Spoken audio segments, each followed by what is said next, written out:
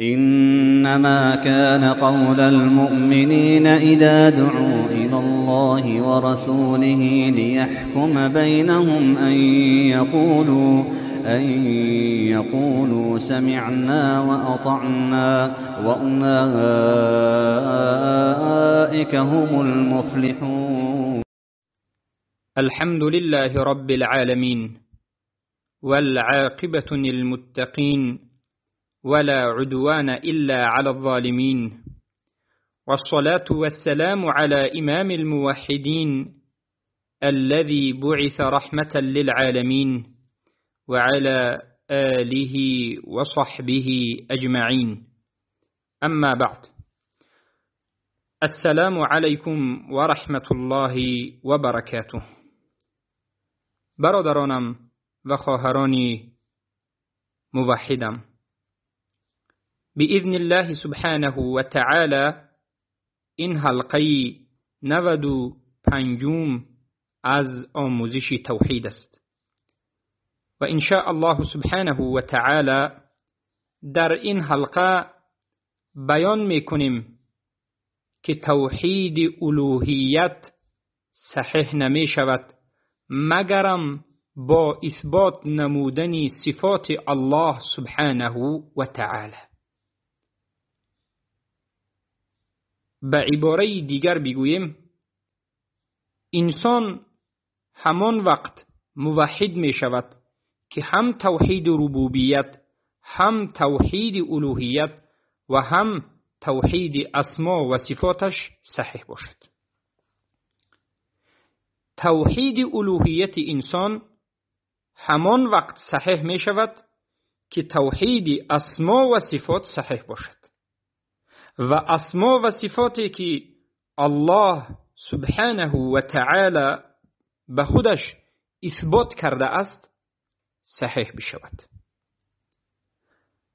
باید بگوییم که در این حلقه ما به شما با تفصیل در همه مسائل اسما و صفات الله سبحانه و تعالی صحبت کرده نمیتوانیم و مختصراً به شما این مسئله را بیان میکنیم، زیرا که بعد از پایان یافتن بیان توحید الوهیت ما شروع میکنیم به آموزش توحید اسما و صفات. یعنی در حلقه های آینده با تفصیل، با شرح، با بیان به نهایت وسیع در حلقه های گوناگون ما توحید اسما و صفات الله سبحانه و تعالی را می آموزیم.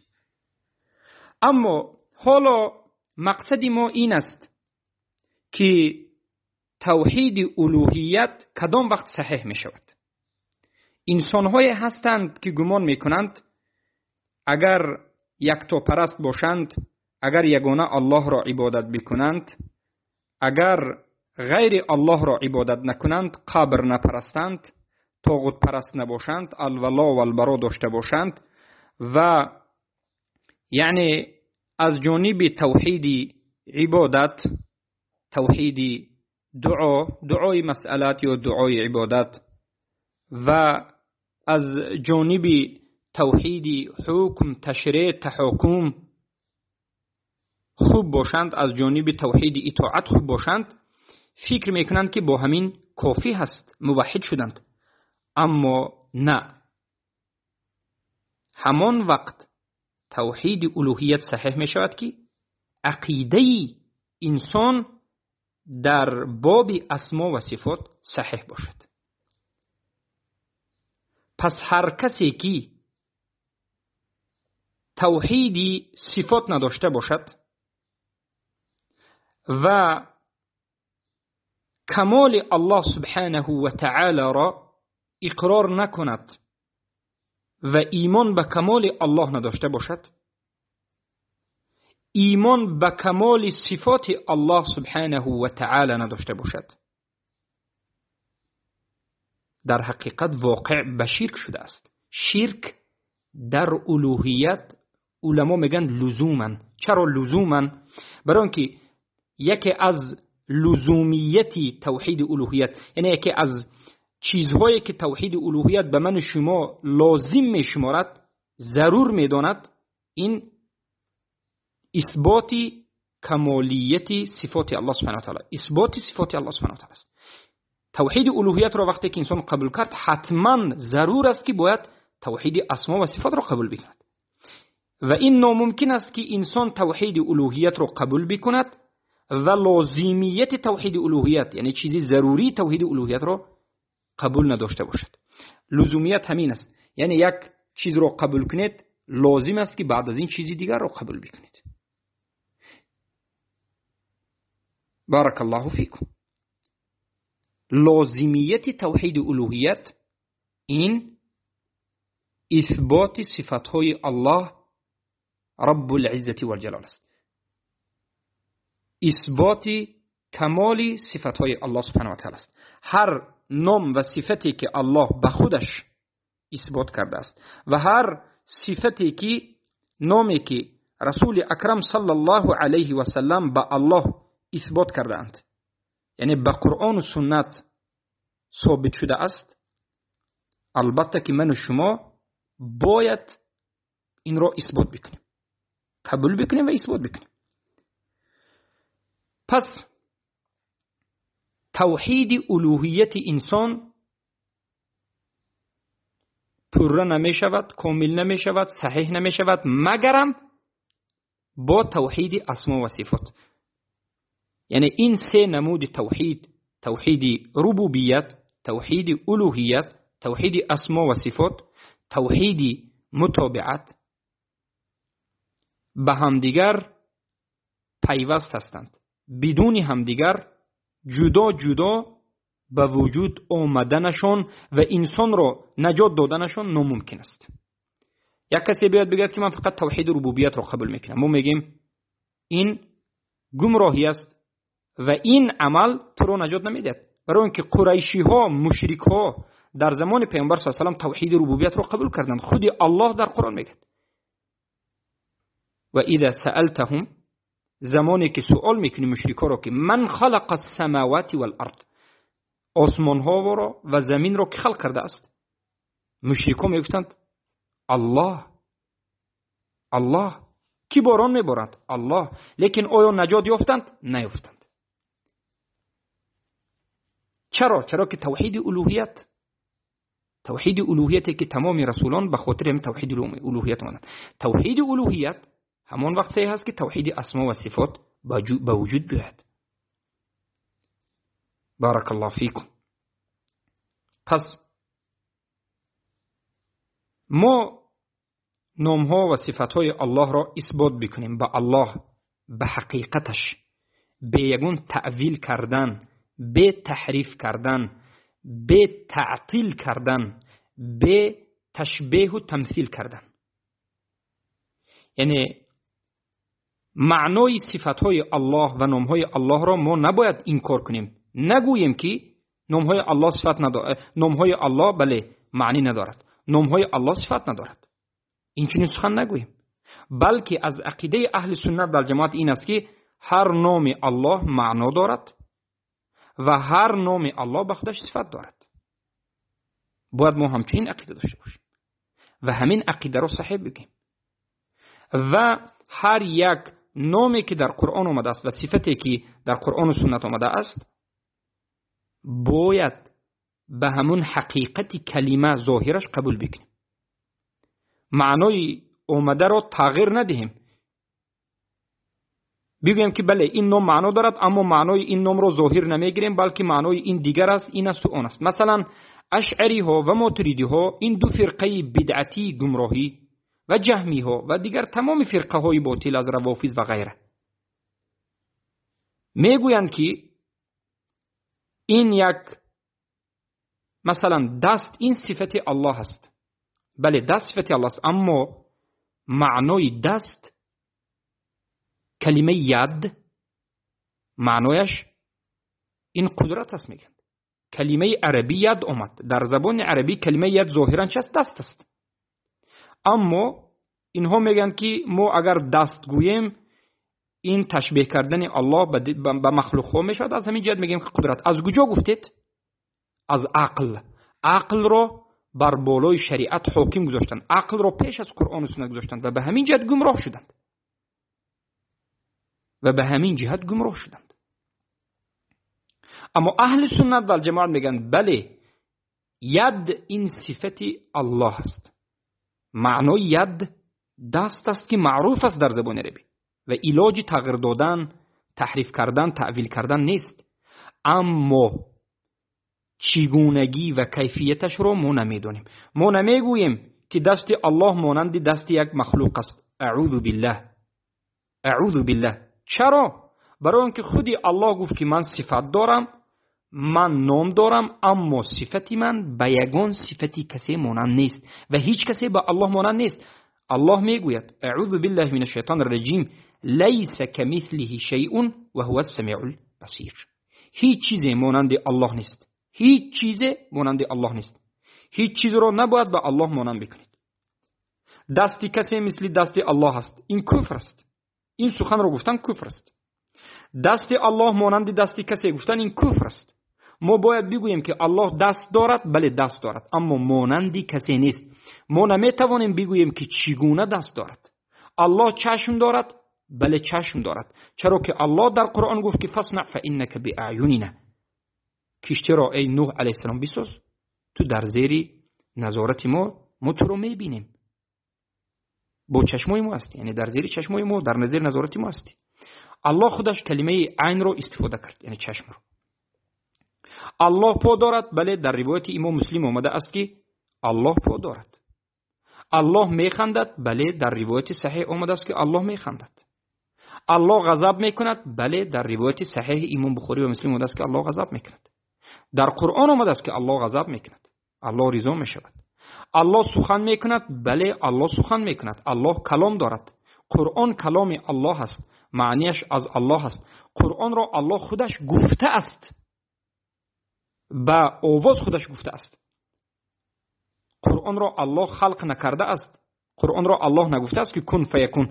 قرآن را الله گفته است با آوازش. قرآن کلام الله است، معنیش، حرفش، همش. پس این صفتهای الله را ما به صفتهای یگان چیزی از این دنیا یا مخلوقی که الله خلق کرده است مانند نمیکنیم، تشبیه نمیکنیم. مانند کردن، تشبیه کردن این کفر است. و این چنین انکار نمیکنیم چگونه ای که معطله ها انکار میکنند. پس در اسما و صفات فهمیدید که سه مذهب وجود دارد. مذهبی هست که صفتهای الله را به صفتهای مخلوقین تشبیه میدهد، مشبهه میشود. الله را به انسان تشبیه میدهد، مشبهه میشود و ممثله میشود و گمراه است. و الله را اعوذ بالله مثل یک یعنی انسان یا بت قرار میدهد. اعوذ بالله، این گمراهی است. الله را تشبیه به مخلوق میکند. و مذهب دوم 100% مخالف مذهب اول، تماما الله سبحانه و تعالی را میخواهد که پاک کند. یعنی به نیت خوب دارن. نیت اینا خوبیش عاقبتش به گمراهی برد. برای که نیت خوب هم همیشه آدم رو به خوبی نمیبرد. نیتی که خوب باشد و موافق قرآن و سنت باشد انسان رو به هدایت میبرد. انسان هایی که گمراه شدن نیت اینا چی بود؟ گفتند ما الله را تشبیه نمیکنیم. این فرقه باطل الله را تشبیه کرد، گمراه شد. ما الله را تشبیه نمیکنیم، مانند نمیکنیم، نظیر و مثیل نمیدیم. الله به هیچ چیز مانند نیست. بله درست است، اما به همین نه ایستادند. گفتند که همان وقت ما به این نیت خوبمون میرسیم که صفاتهای الله را معنیش را دیگر کنیم و صفاتهای الله را انکار کنیم. یعنی دست اومد، دست اگر بگوییم به مردم مانند میشود، از این مراد که الله دست ندارد. این کلمه دست معنیش دیگر است. چی است؟ هر چیزی میخواهند میگویند. اشعری ها، ماتریدی ها، رافضه ها، این گمراه ها، سبحان الله، صوفی های غلات و غیره از جهمی ها، این صفاتهای الله را انکار میکنند یا که معنیش را تحریف و تعویل میکنند و دیگر میکنند از پیش خودشون. ما انزل الله بها من سلطان. الله یگان اجازه به اینها نداده است، سلطان به اینها نداده است. اینها از پیش خودشون دین را تغییر میدهند. برای مذهبشون و برای عقیدهشون شده این کار را انجام میدهند و میگویند چی؟ ما صفاتهای الله را که به مانند دست، به مانند پای، به مانند چشم، به مانند جهت، به مانند وجه، به مانند غضب، به مانند کلام اومده است، میگند قبول نداریم. معنیش رو تحریف میکنند و بسیارش رو انکار میکنند. انکار کردن یعنی معنیش رو تغییر دادن و بعضش رو انکار کردن است. سبحان الله. وقتی که میپرسید که چرا، میگویند که ما الله را میخواهیم که تشبیه نکنیم. از همین جهت علمای اهل سنت و الجماعت میگویند، بمانند شیخ امام اهل سنت و الجماعت بربهاری در شرح السنه، ابن بطه در ابانة الكبرى، در اصول اعتقاد اهل سنت و الجماعه اللالکی و ابن خزیمه در توحید و دیگر از کتاب سلف در بیان این دو فرقه باطل در باب توحید اسما و صفات زیاد است. میگویند المعطلة یعبد العدم والمشبهة یعبد الصنم. مشبهه فرقه یکم که الله را به مخلوق تشبیه میدهند، اینها بت میپرستند، در آخر بت پرست میشوند. اله را یک به انسان مانند میکنند، بت پرست میشوند. و این فرقه دومی باطل به مانند این فرقه های معطله، کسایی که صفاتهای نامهای الله را انکار میکند و تعویل و تحریف میکند، به مانند این همه فرقه نام برشده، رأس اینها جهم و اشعری و ماتریدی است که تمام عالم اسلام را به فتنه گرفتار کرده است. اینها یک چیزی نبوده را عبادت میکنند. در آخر عقیده اینها الله نابود میشود. اعوذ بالله من ذلک. آخر عقیده مشبهه ها الله به یک انسان تبدیل مییابد و آخر نتیجه عقیده اشاعره و ماتریدی و صوفی ها و غیره، الله سبحانه و تعالی گویا نابود میشود. چرا؟ میگویند الله کلام ندارد، سخن کرده نمیتواند، الله غضب نمیکند، الله دست ندارد، الله پای ندارد، الله چشم ندارد. الله سبحانه و تعالی نه در درون زمین است، نه در بیرون زمین است، نه در بالا است، نه در پایان است، نه در چپ است، نه در راست است. الله در کجا است؟ کنی الله وجود ندارد. والعیاذ بالله. عاقبت گمراهی رو ببینید. بمانند این که میگند یک درخت هست، یک درخت زردالو هست، اما این درخت زردالو ریشه ندارد. این درخت زردالو میوه هم ندارد. این درخت زردالو برگ و شاخه و تنه و هیچ چیزی ندارد. درخت زردالو بعد از ریشه در بالای ریشه نوده و تنه هم ندارد. پس کجا هست این درخت زردالو؟ ندارد، وجود ندارد. این دو فرقه باطل است که یکی اش غلو کرده است که الله را به مخلوق تشبیه میدهد، بت پرست شده، و دیگرش غلو کرده است در انکار صفات که الله را بر تمام نابود میکند. به این معنا که یعنی چیزی نبوده رو در آخر عبادت گویا میکند. بیایید نظر میکنیم به عقیده اهل سنت و الجماعت. فرقه سوم، فرقه حق، فرقه ناجیه، اهل سنت و الجماعه که همه اعتقادشون از قرآن و سنت گرفته شده است، میگویند الله توحید ربوبیت، توحید الوهیت و توحید اسما و صفات دارد. رب السماوات والارض فاعبده واستبر هل تعلم له سویه. در یک آیت هر سه توحید رو الله جمع کرده است. الله رب آسمان و زمین ها است، توحید ربوبیت، و همین الله که صاحب آسمان و زمین است، ملک آسمان و زمین است، این رو عبادت بکنید. و بعد از این آیا شما به همین الله یگان کسی رو برابر کرده میتوانید؟ نه. این در اسما و صفاتش است. ما آیتی دیگر داریم که رد میکند به مشبهه ها، و این آیتی که پیشتر خوندیم رد میکند به معطله ها. یعنی قرآن و سنت هم به مشبهه، کسانی که الله رو به مخلوق مانند میکنند، انکار میکند، و هم انکار میکند به معطله اشعری، ماتریدی، جهمی ها. یعنی عقیده اهل سنت و الجماعت این است که اثبات میکنند هر چیزی را که الله به نفسش از نامها و صفتها اثبات کرده است در قرآن، و اثبات میکنند هر چیزی که الله به رسولش اجازت داده است و رسولش به ما خبر دادند و اثبات کرده اند به الله از نام و صفت. هر حدیثی که سندش صحیح باشد، ثابت باشد، قاطع باشد، ظاهر باشد، اثبات کند یک صفت به الله را، ما حتما باید قبول بکنیم. این منهج اهل سنت است، چرا که دین در نزد اهل سنت از قرآن و سنت گرفته می شود. عقل در اینجا هیچ اساسی ندارد. در باب اسما و صفات، در باب توحید، عقل رو در آوردن انمین گمراه شدن است و به کفر واقع شدن است. بسیار اهل کلام، بسیاری اهل این معطله و مشبهه ها، همه گمراهشان انمین عقل رو پیش از قرآن و سنت گرفتن است، عقل بازی کردن است. بارک الله فیکم. اهل سنت و الجماعت در باب اسما و صفات میگویند ما اثبات میکنیم هر چیزی که الله و رسول در اسما و صفات به الله اثبات کرد و میگوییم اصل نامها، اصل اسما این صفات است.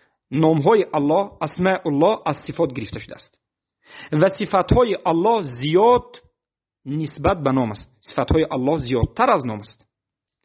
عدد نامهایی که الله به ما خبر داده است این 99 تا است و از این زیاد ما دیگر نام الله را نمیدانیم. اما الله باز دیگر نامهای دیگر دارد که ما نمیدانیم. یعنی الله از نامهایش فقط 99 تایش را به ما امت محمد صلی الله علیه و سلم خبر داد، اما دیگر نامهایی که الله دارد خودش میداند. دلیلش دعای رسول اکرم صلی الله علیه و سلم که در سنن و مسند روایت شده از صحیح است، حتی معناش در صحیح مسلم آمده است که پیامبر صلی الله علیه و سلم میگند اسألک بكل اسم هو لك، من تو را ای الله تو را سوال میکنم، از تو میپرسم به وسیله تمام نامی که تو را داری.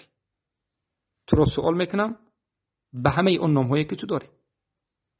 سمیت به نفسک، همون نامهایی که خودت را نامگذاری کردی، او انزلته فی کتابک، یا که در کتابت قرآن نازل کردی، او علمت احدا من عبادک، یا که به یکی از بندگانت تعلیم دادی دیگران نمیدانند. انا ببینید بعضی از نامهای الله را بعضی از پیامبران میدونستند و دیگران نمیدونستند. او استأثرت به فی علم الغیب عندك، یا که نامی که تو خودت در غیبت فقط خودت میدانی و هیچ کسی نمیداند. و این دعای پیامبر صلی الله علیه و آله معروف است و این دعای پیامبر صلی الله علیه و آله دلالت میکند که الله نامهای دارد که فقط خودش میداند و کسی نمیداند. و بالعموم ما فقط 99 نام الله را میدانیم، الله به ما خبر داده است، این اسماء الله است. اما زیاد دیگر نامهای الله با دارد که خودی الله میداند و ما انکار نمیکنیم دیگر نامها رو. نمیگیم که فقط 99 نام است دیگر هیچ نامی ندارد، نه، بلکه الله 99 نام و زیادتیش رو خودی الله با میداند در علم غیبش. برای چی 99 نام؟ برای اینکه پیامبر صلی الله علیه و سلم به ما خبر دادند، چه که در حدیثی صحیح آمده است که ان لله 99 اسمه 100 الا واحده. الله سبحانه و تعالی 99 نام دارد، یک تا کم 100 تا، یعنی 99 نام دارد. و از همه بزرگترین نام رب ما، اله ما، معبود ما، ذات یگانه که ما میپرستیم این الله هست. الله این بزرگترین نام الله هست که دیگر تمامی نامهای الله در زیر همین نام است و نباید ما این نام الله را ترجمه بکنیم و ترجمه کردنش به زبان فارسی و روسی و انگلیسی و غیره این خطا است و این سبحان الله کمبودی کردن، الحاد در اسما و در نام الله سبحانه و تعالی است. و صفاتهای الله، ببینید هر یک نام الله که 99 نام است به خودش معنا دارد. هر یک نام الله به خودش معنا دارد و هر یک نام الله که معنا دارد صفت را این معنا به ما بیان میکرد. هر یک نام الله به ما صفت بیان میکرد. الرحمن این نام الله است، معناش الله مهربان است. این معناش است. صفتی الله صفتی مهربانی دارد. انا همین است، صفتی مهربانی دارد. بارک الله فیکم. همچنین همه نامهای الله پس صفتهای الله از همه اسما و صفات صفتها میبراید، اما باز دیگر صفتهای هست که از این صفتها نام الله گرفته نمیشد. مثلا ید این صفت الله هست، وجه صفت الله هست، استوا صفت الله هست، علو صفت الله هست، الله میخندد صفت الله هست، الله میخندد، الله غضب میکند و صفتهای مقابله هست که انشاءالله ما در حلقه های توحید اسما و صفات در آینده بیان میکنیم. صفتی پا دارد. این صفت ها هست که از این صفت ها نام گرفته نمیشود، اما این صفت ها را حتما به الله اثبات کرده میشود. چرا؟ برای آنکه در قرآن و سنت ثابت آمده است. صفت انگشت پیامبر صلی الله علیه و آله بگیم بخشش صفت انگشت الله، یعنی الله انگشت دارد. خیلی که پیامبر صلی الله علیه و آله میگن ان قلب بنی آدم بین اصبعین من اصابع الله، قلب های انسان ها در بین دو انگشتی الله است. حتی دستشون رو برداشتن و اشاره کردن با انگشتشون. اما آیا الله سبحانه و تعالی به کسی مانند هست؟ نیست. چرا؟ برای اینکه الله گفت که من نام دارم، من صفت دارم، اما صفت های من به کسی مانند نیست. لیس کمثله شیء، هیچ چیز مثل الله نیست، مانند نیست.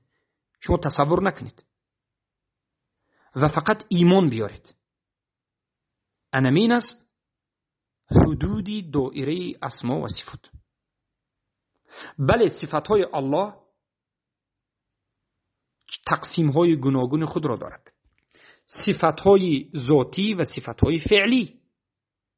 صفتهای ذاتی الله همون صفتهای هست که همیشه با همراهی، بگیم همیشه الله سبحانه با همراهی الله است، یعنی از الله او را جدا کردن ناممکن است. بمانند علم، الله همیشه عالم است. الله همیشه عالم است. یگان وقت الله را جاهل گفتن ممکن نیست و این کفر است و آدم کفر میشد. مذهب رافضه ها یکی از کفر رافضه ها همین است که عقیده بدع دارن. عقیده بدع اونها همین است که الله در بعض مسائل جاهل است. اعوذ بالله، این عقیده رافضه است، عقیده بدع. میگویند که الله بعد از اینکه وحی به محمد صلی الله علیه و سلم آمد در حیرت ماند، یعنی پیش نمیدونست، بعد از اومدن شد، یعنی واقعه رو بعد از شدن میفهمد. میگند ما اهل سنت میگیم که نه، الله همه چیز رو میداند و پیش از خلق کردن زمین و آسمان 50,000 سال پیش علم داشت، نوشت و هر یک حادثه که میشد به مشیت الله سبحانه و تعالی میشد و الله خودش خلق کرده است و این ایمان به قدر است. بارک الله فیکم. چه که به این حدیثی صحیح دلالت میکند که پیامبر صلی الله علیه و سلم میگن ان الله كتب مقادير الاخلاق قبل ان يخلق السماوات والارض ب50,000 سنه. یعنی الله عالم بود و عالم است. علم یکی از صفاتهای الله است که این صفت ذاتی است، همیشه با ذات الله است. قدرت، علو، بارک الله فیکم و دیگر از صفاتهای ذاتی الله سبحانه و تعالی. بمانندی الله همیشه میبیند، الله همیشه میشنود، الله همیشه حی و قیوم است. یعنی الله خواب نمی کند، الله غافل نمی ماند، الله همیشه عادل است، هیچ وقت ظلم نمی کند و ظلم رو به خودش حرام کرده است. خیلی که در حدیث اومده است که یا عبادی انی حرمت الظلم علی نفسی. این صفات ها صفات های ذاتی است، همیشه با الله است. اما بعضی از صفات های دیگر است که این صفات ها صفات های فعلی هست. الله کی زمانی که خواست، هر وقتی که خواست این صفات ها رو انجام میدهد، وقتی که نخواست انجام نمیدهد. بمانند صفتی کلام، الکلام، سخن کردن. صفت فعلی چرا؟ یعنی الله همیشه سخن کرده نمیستد، هر وقتی که خواست سخن میکند، به کسی که خواست سخن میکند و خود الله خبر داده است که به انبیا سخن میکند و در قرآن آمده است که و کلم الله موسی تکلیما. الله به موسی سخن کرد، کلام رو الله اثبات کرد، یعنی الله سخن میکند، به آواز سخن میکند. چلی که اشعری ماتریدی این گمراه ها میگن که الله خودش سخن نمیکند، سخن رو خلق میکند، میگن این باطل است و این کفر است و علما به همین عقیده تکفیر کردند.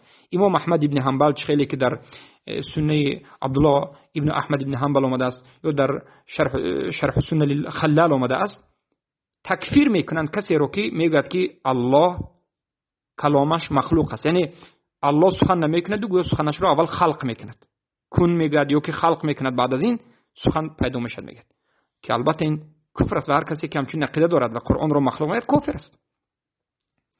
پس کلام این صفت فعلی الله است، هر وقتی که خود سخن میکند. مثلا در روز قیامت سخن میکند، با پیامبر ما صلی الله علیه و سلم سخن کرد در شب اسراء و معراج، و به موسی سخن کرد و به دیگر پیامبران، و در روز قیامت سخن میکند و ثابت است که در جنت هم سخن میکند.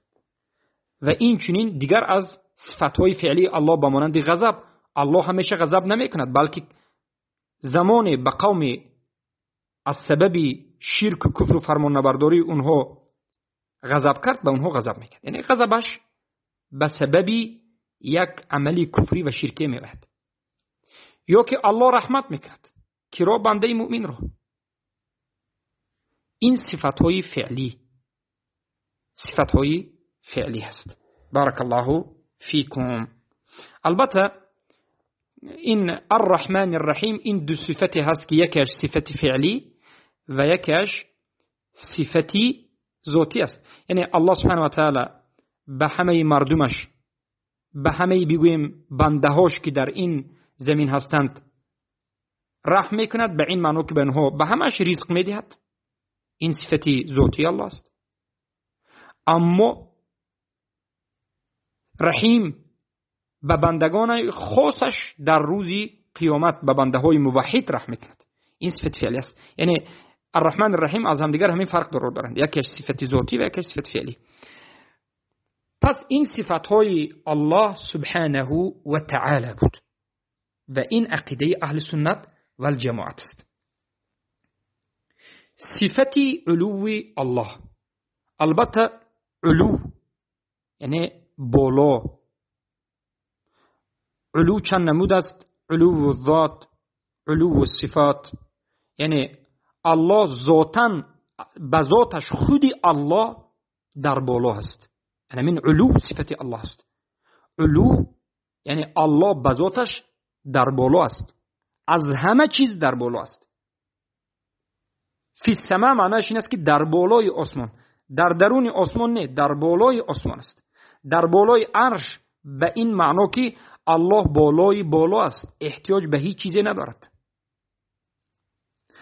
الله احتیاج به مکان، الله احتیاج به یگان چیزی ندارد. الله الصمد، الله بی نیاز است. اما الله از همه چیز بالا است، در درونی چیزی نیست. همه چیز در زیر الله است. الرحمن علی العرش استوى. استوا این صفت الله است. استوا این معنیش بارک الله فیکم علا و ارتفع میگن، بالا شد و بلند شد.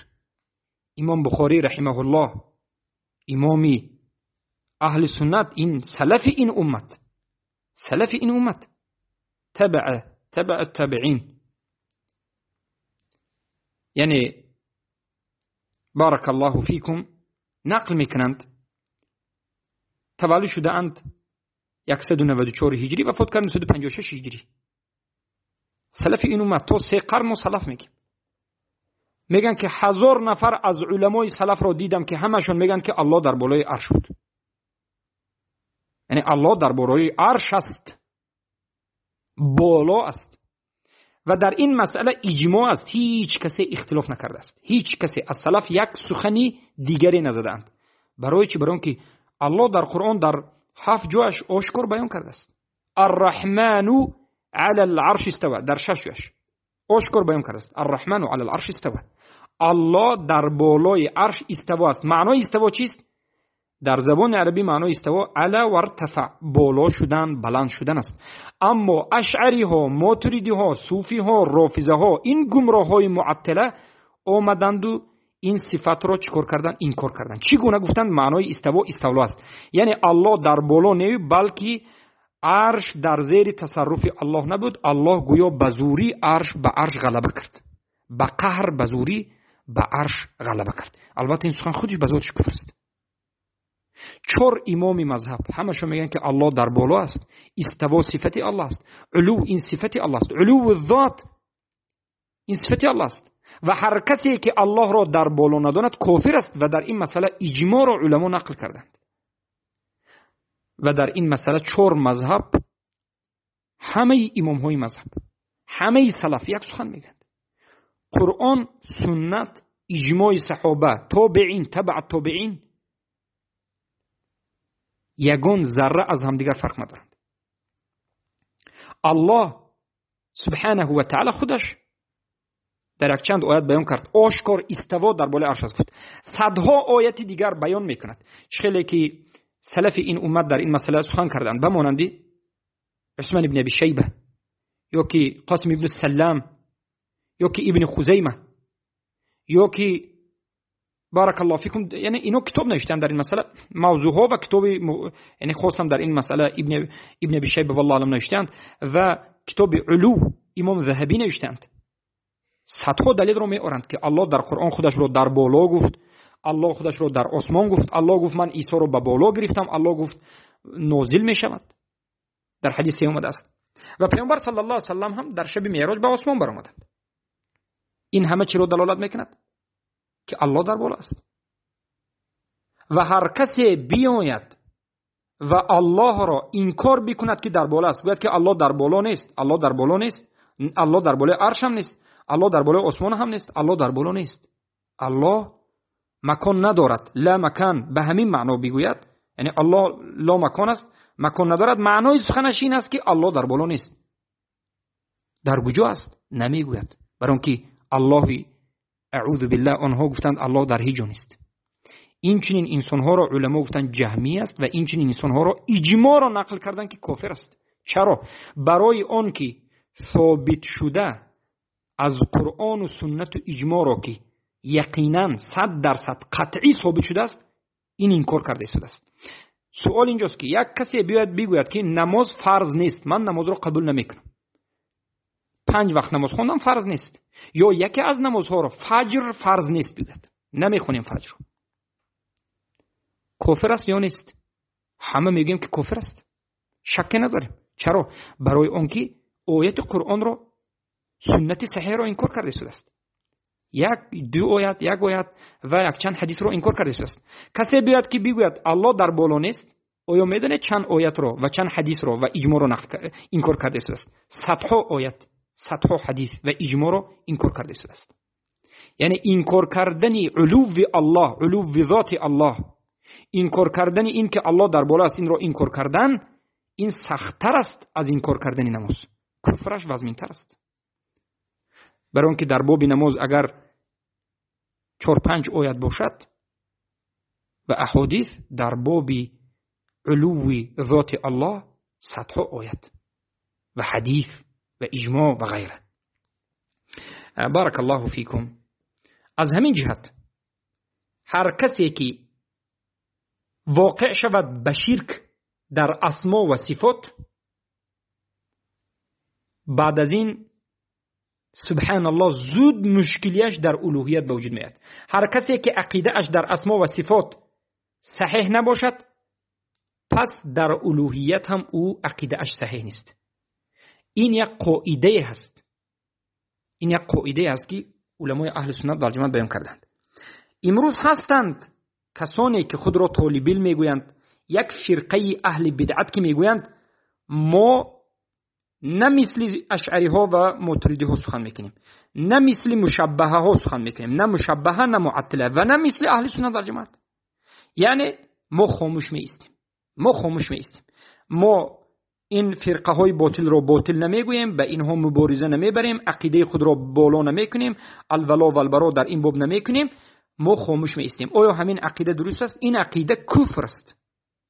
به این چنین انسان ها حجت رسانیده میشود که این عقیده کفر است.